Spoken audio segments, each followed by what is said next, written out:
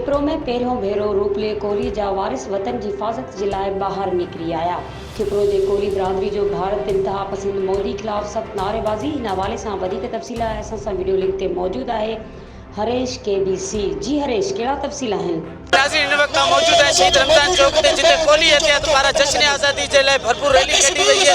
पाकिस्तान सां इज़हार यकजहती के लिए रैली कढी वही। हिते अॻुवान हुननि सां ॻाल्हायूं था तो हुननि जो जश्न आज़ादी के मौके ते छा चवणु? जश्न आज़ादी जो ॾींहुं आहे अॼु असां भरपूर आहे। असांखे ख़ुशी है जेको असांजे सिंध धरती ऐं पाकिस्तान में रहंदड़ असीं हिंदू कम्युनिटी जेको भी है उन जे लाइ असीं अॼु ख़ुशी जो ॾींहुं आहे। मोदी के चऊं था त ही गंदियूं हरकतूं छॾे ॾे, असां बिल्कुलु तयारु आहियूं।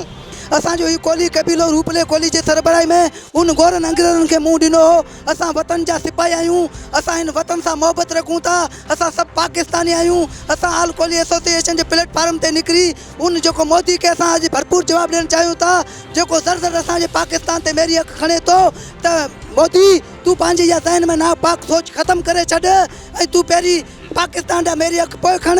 तूं नंगर जे कोहलियुनि खां इहो जवाबु था वठि, नंगर जा कोहली छा था चवणु चाहिनि। ही रैली असांजे ऑल कोहली एसोसिएशन तरफ़ कढी वई है।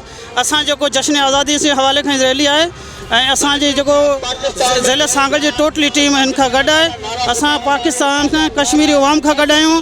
वतन की आज़ादी के मौके ते कोहली एहतियात सांगड़ के सदर दयाराम कोहली, आल कोहली एहतियात खिपरो के सदर भीमो कच्छी, डॉक्टर भागचंद कोहली बेन खिताब किया। कैमरामैन गुलाम शबीर से हरीश KBC अवामी न्यूज़ खिपरो। मज़ीद खबरों और तफसीलात के लिए विजिट करें हमारी वेबसाइट www.awamiNewsHD.com।